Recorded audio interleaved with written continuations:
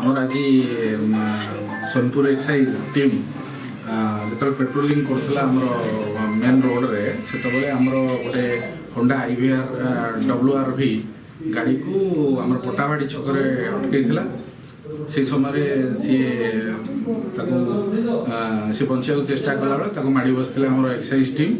ସେଥିରୁ ଆମର 1500 bottle cough syrup seize ହେଇଛି।